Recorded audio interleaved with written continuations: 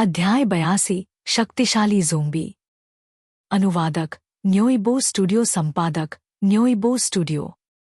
हाथ में लोहे की चाकू लिए कैदी स्नेक आगे बढ़ा और उसके सामने लड़खड़ाते हुए ज़ोंबी पर हमला कर दिया।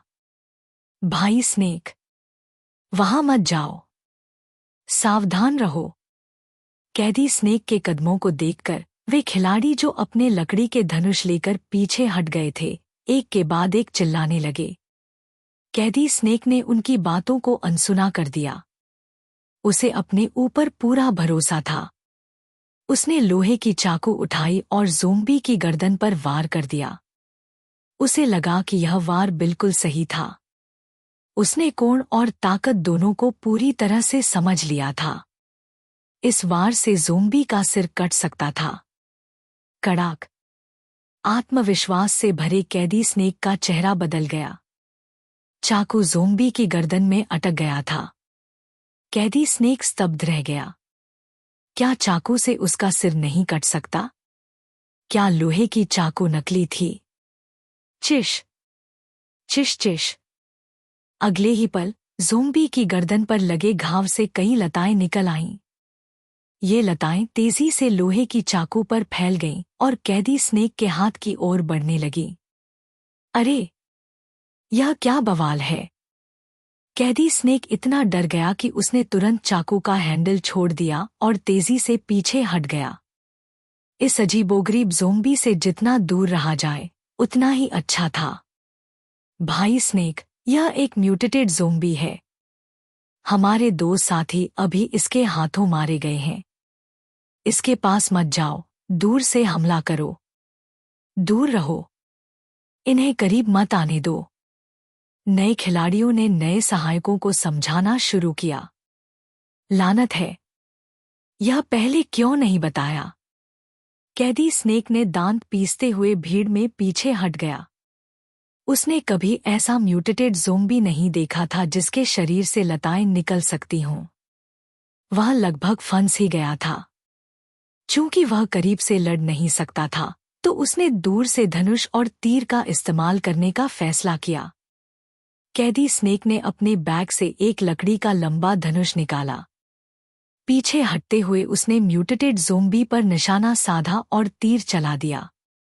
खेल के शुरुआती चरण में दूर से हमला करने वाले हथियार के रूप में लकड़ी का धनुष इस्तेमाल करने में काफी परेशानी देता था। इसे लगातार रीलोड और निशाना लगाने की जरूरत होती थी। इसके अलावा लकड़ी के धनुष की सटीकता भी अच्छी नहीं थी। 10 में से 2 या 3 तीर तो खाली जाते ही थे। कैदी स्नेक ने दूसरों को भी पीछे हटते हुए तीर चलाने के लिए कहा, लेकिन जल्द ही उसे एहसास हुआ कि कुछ गड़बड़ है। क्यों ये ज़ोंबी इतने मजबूत है? 8 ज़ोंबी पर 10 से ज्यादा खिलाड़ियों ने 10 मिनट से ज्यादा समय तक तीर चलाए। हर म्यूटेटेड ज़ोंबी के शरीर में 20 या 30 तीर घुसे हुए थे। लेकिन फिर भी वे जिंदा थे और पहले की तरह लड़खड़ाते हुए आगे बढ़ रहे थे।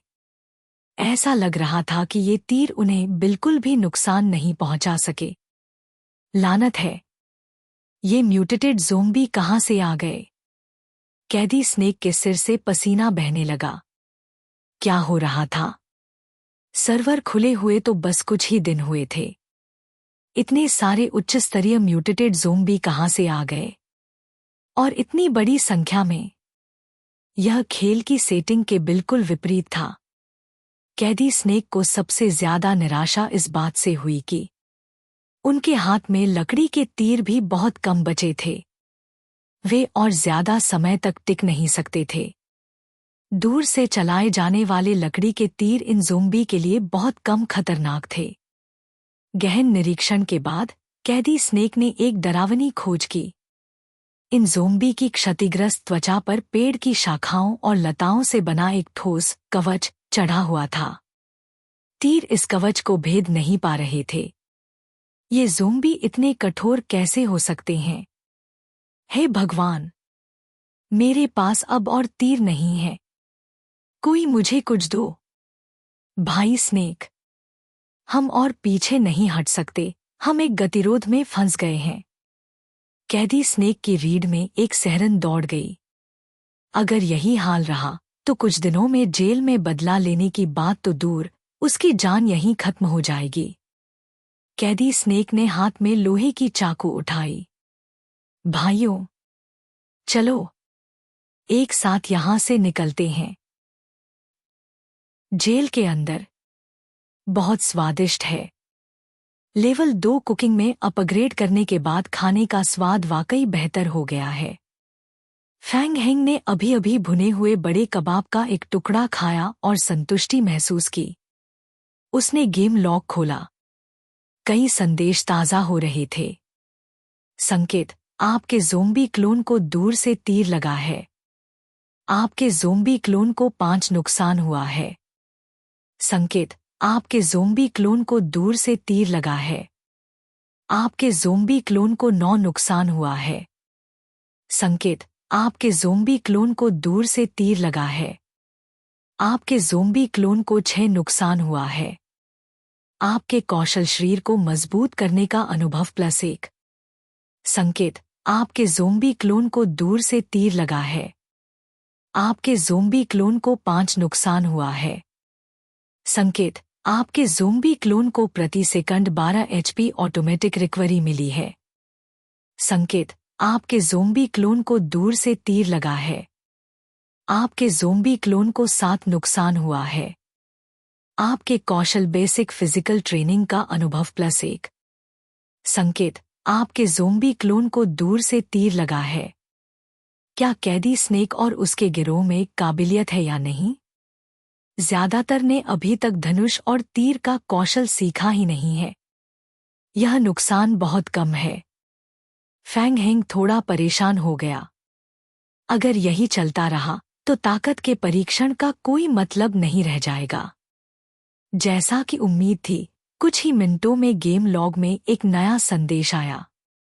संकेत, आपके ज़ोंबी क्लोन ने एक खिलाड़ी को नुकसान पहुंचाया है। आपके कौशल बेसिक स्ट्रेंथ ट्रेनिंग का अनुभव +1। संकेत, आपके ज़ोंबी क्लोन को प्रति सेकंड 12 HP ऑटोमेटिक रिकवरी मिली है। संकेत, आपके ज़ोंबी क्लोन ने एक खिलाड़ी को नुकसान पहुंचाया है। आपके कौशल बेसिक स्ट्रेंथ ट्रेनिंग का अनुभव +1।